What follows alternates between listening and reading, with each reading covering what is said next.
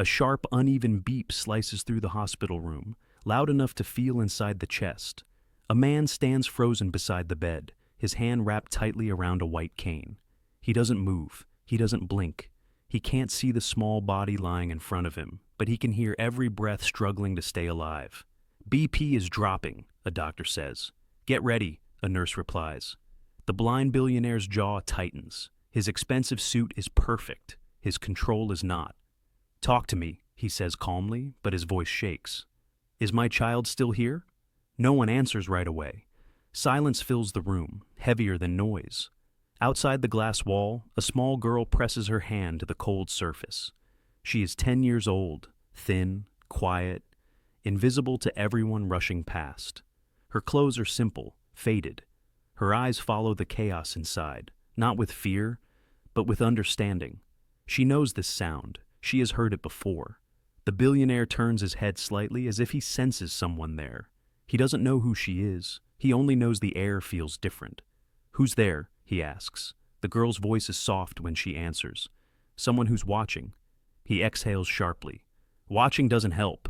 Doctors move around him. Machines beep louder. The child on the bed twitches slightly, then stills again. The billionaire reaches out, his hand hovering in the air, afraid to touch. I can't even see my own child, he whispers, not to anyone, but to himself. What kind of father is that? The girl steps inside before anyone can stop her. Nurses glance at her, then look away. She is too small to matter. You don't need eyes to be a father, she says. He turns toward her voice, anger flashing. You don't know anything about me. She nods. I know how fear sounds. That stops him. She moves closer to the bed, standing where he cannot. She looks at the child's face, pale, tired, trying so hard to stay. The girl swallows. The light from the window is falling on your child's hair, she says gently. It looks warm, like morning. The billionaire grips his cane harder. Stop, he says. Don't pretend. I'm not pretending, she replies. I'm telling you what you can't see. Doctors speak quietly again. Time feels thin. The billionaire's voice cracks. Why are you doing this? The girl lowers her head. Because once, someone I loved was dying, and all I could give them was the world through words. The monitor beeps again, slower, weaker. She looks up, meets the space where his eyes should meet hers. You've never seen the world, she whispers, but your child has. Let me tell you what they see. The billionaire doesn't breathe, and for the first time in his life, he listens. The room stays quiet after her last words, like the world is holding its breath. The blind billionaire says nothing. His face is turned toward the sound of the monitor, the rhythm of it sinking into him. For a moment, his pride pushes back. He straightens his shoulders, like he always does when the world feels out of control. This is not a game, he says. The girl nods. She doesn't argue. She simply steps closer to the bed again. Her voice stays calm, steady, even though her hands are shaking. The sky outside is pale blue today, she says softly. Not loud, just gentle, like it's giving your child space. A nurse glances at the billionaire, waiting for him to stop this. He doesn't. Days pass like this. The girl returns every morning after school. No one asks her name. She sits beside the bed and talks. She talks about clouds that look like animals, about sunlight slipping across the floor, about the sound of birds on the hospital roof. The blind billionaire listens from his chair, stiff and silent. The doctors don't change their expressions. Hope doesn't live on their faces anymore. One afternoon, the machines spike. The child's breathing grows shallow. The billionaire stands up so fast his chair falls. What's happening? He demands.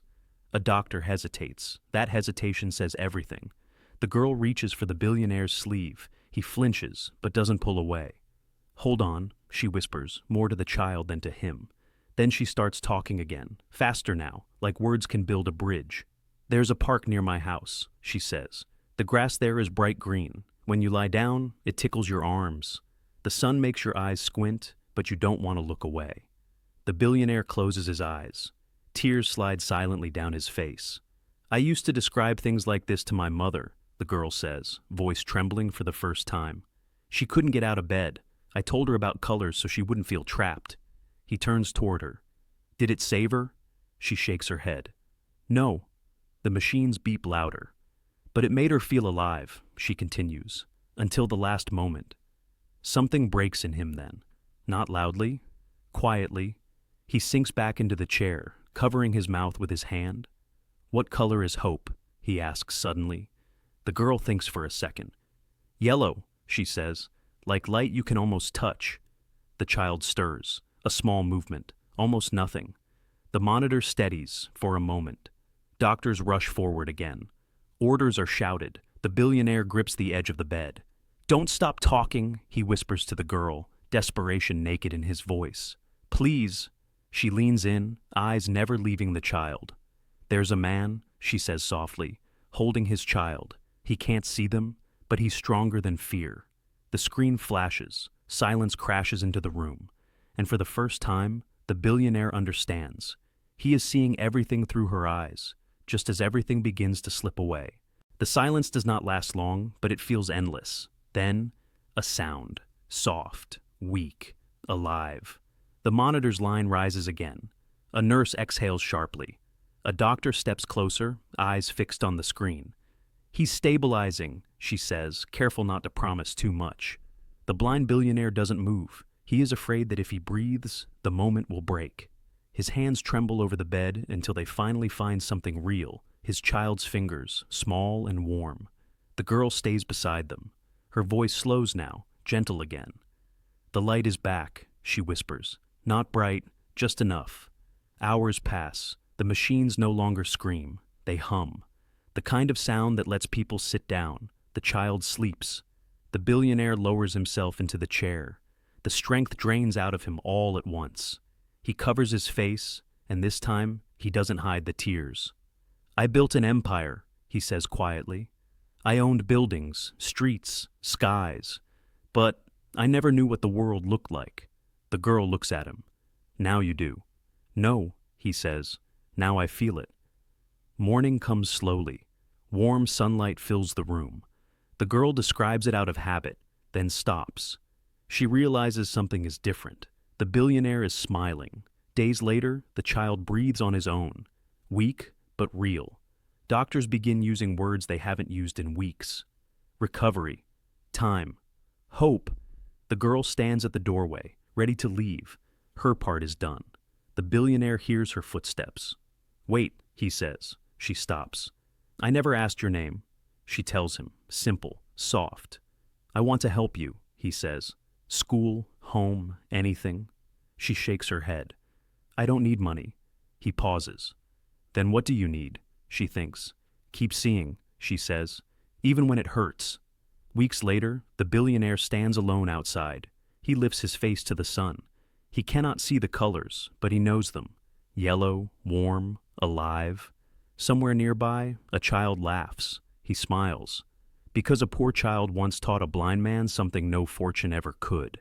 Some people never open their eyes until someone teaches them how to see.